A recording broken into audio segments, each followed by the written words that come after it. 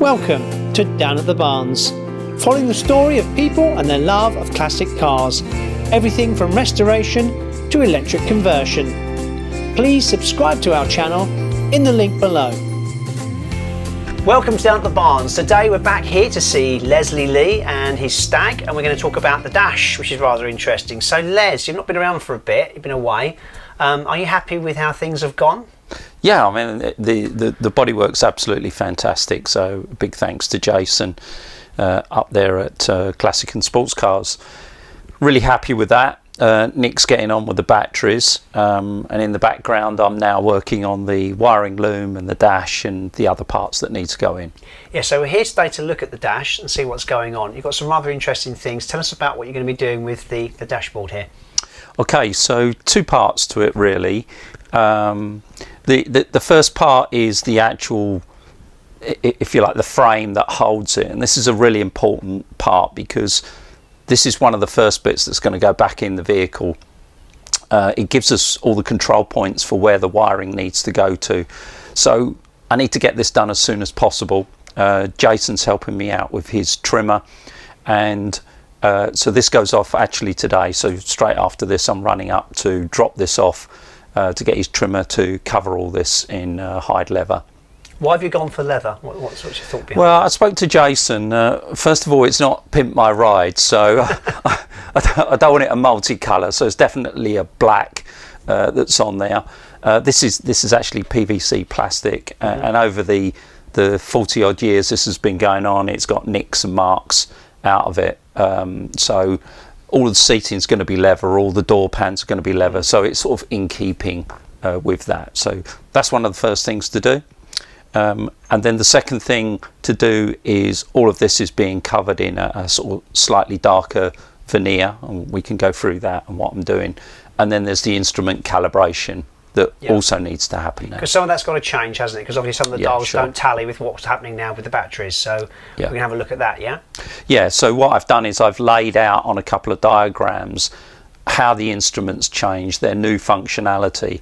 And what I need to do is find the calibration points for that to make sure that we know that, you know, full temperature when it was an internal combustion engine is now full temperature of a completely different thing, and finding those control points in terms of voltages. Great, so let's have a look at that now, shall we? Yep, sure.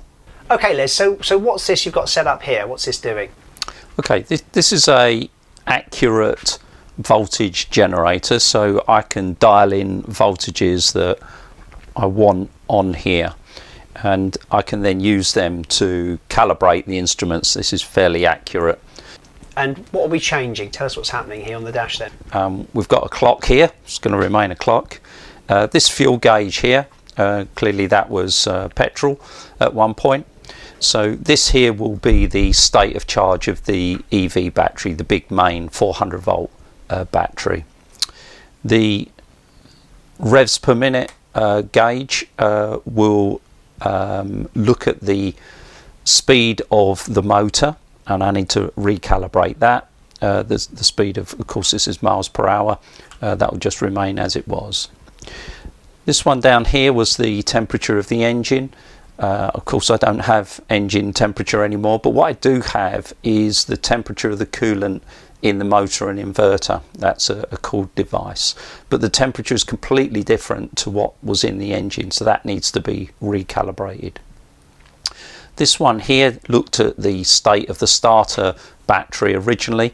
This is actually going to do the same job. It's a smaller battery, but there is a battery that starts the EV. So when you put ignition on, it brings in the main contactors, and without that small battery you can't actually start it. So this is going to do that same job. And then on the Triumph Stag you have this sort of dial array here, and most of the things will remain the same: the indicators, the handbrake, the high beam. The fuel light is I'm going to tie into the EV battery state of charge, so as that gets down to a critical level, then the fuel light will come on in a similar way to it used to with petrol. The oil light here, I'm going to treat that in the same way, in that when you turn the ignition on, this light will come on, but when the main contactors come in for the EV battery, then the oil light will go out. So it's all similar to how the original vehicle worked. So can we have a look and see how that's going to work? How are you going to try and work that out? Can we have a look at that demonstration? Okay, so if you could see it very carefully, there's actually two dots in the middle there that represents normal engine water temperature. And I want those two dots to represent normal inverter motor temperature. So at the moment this is about 4.6 volts, and that's a little bit higher. So if I take that down, around 4.5 volts, I'm actually on those two dots. So that's the point where I want this gauge to sit when the temperature is normal. If I take that up to, I'm guessing, around 7 volts, the instrument actually goes up into the red. So it's finding those calibration points of saying, when do I need the electronics to turn this gauge into the red? We're getting into a dangerous situation. And where is normal? And once I've got those points in the electronics, then I can scale that against the temperature that's in the vehicle, in the motor inverter in this case. So on the voltage gauge, you've got something else going on there, haven't you? Because that's from a different battery, isn't it? Can you explain that? Yeah, sure. So on the original Triumph Stag, we had quite a large battery that was there to start the V8 petrol engine. I don't need a battery that large, but I do need a 12-volt battery to initialize all the electronics and bring in the main contactors on the EV, the big EV battery. And so I'm going to reuse this for that smaller but functionally the same sort of thing.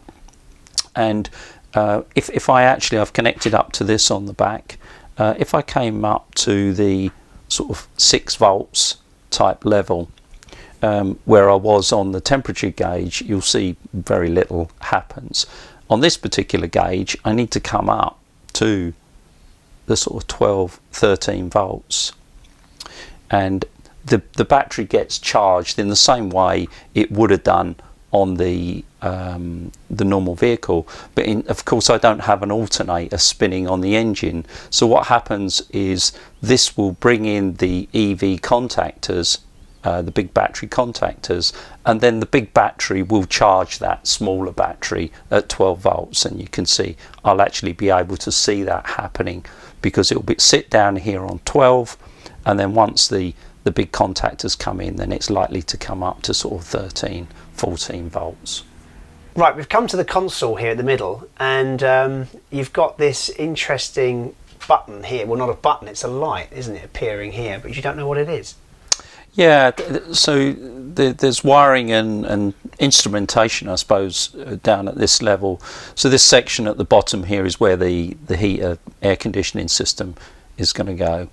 And then I have these two lights. Now, I'm fairly sure this one here does the heated rear window, which goes up through the hard top, so that's fine, and that looks original. This light here, I have no idea what that's for. What I've actually done is I've checked on the kit that we're using to cover all of this, and when I look at that kit, then it becomes obvious. If I just get that out here, it becomes obvious that that hole doesn't exist. Yeah. So there's two things. Either someone put that in just randomly for something they wanted to do, or this car had air conditioning, which we know was fairly rare, particularly on a UK car.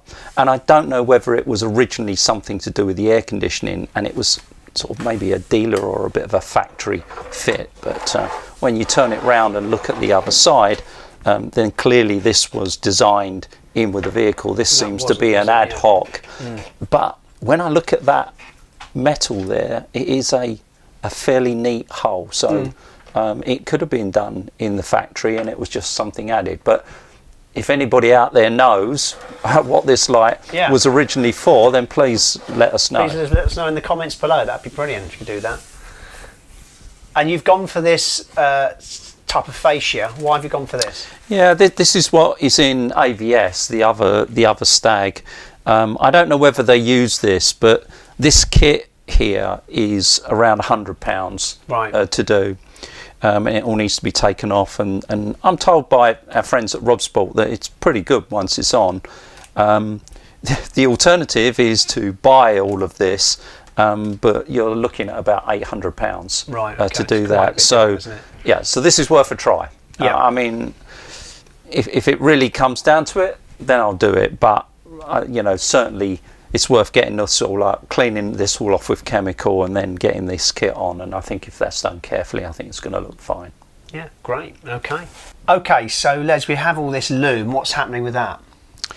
Well, we laid the loom out. This is the original loom out of the vehicle, yeah. And we've laid it out on the table here, you know, roughly where things goes, the rear of the car at that end, and the headlights, horns, indicators.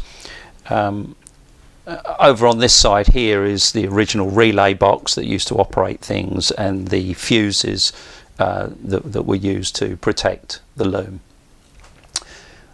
We've had a lot of this running, and I'm starting to lose bits now, of course, because Nick's got the steering column and the air conditioning system are down at the barns now. But the decision we've made is there is so much new on this that comes out of the EV batteries, comes out of the electronic control units. These two bits go anyway because we're putting in an electronic unit that gives me electronic fusing, much yeah. closer, obviously modern fusing, and all of these relays have been replaced by an electronic unit that's sitting on the CAN bus system. So all of this goes. So we've made the decision that there's so little left of the loom that we're actually going to renew right. the bits that we do need from here.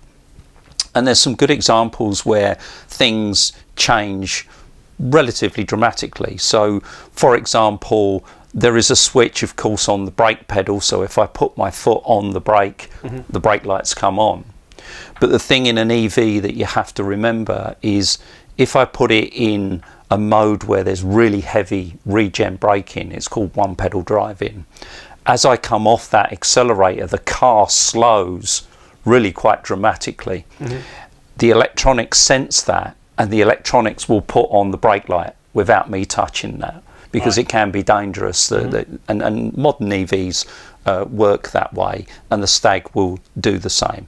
So because of those changes, I have to alter the wiring so much, yeah. And hence me really going now to say we're going to replace this with a brand new loom. Right, okay. And you've also got the LED lighting as well, haven't you, here? So yeah, so to get the energy consumption down on the vehicle, and hence get the energy consumption down, get the range up on the vehicle. So we've gone to this company, Classic Car LEDs, and they've provided me with a kit of all of the lamps and lighting that are needed, including all the instruments for the vehicle. And you can see here, these ones here are for the headlamps themselves. So they're quite different to the originals. And I actually have to do a bit of work to modify the domes at the back of the headlights, right, to make all of that fit. But yeah. you know, all of these are coming new anyway. So when the new ones arrive, I'll just make some holes at the back and fit them in properly. Right, okay. So join us next time down at the barns, and hopefully we'll progress a bit more with the Stag. See you then. Thanks for watching.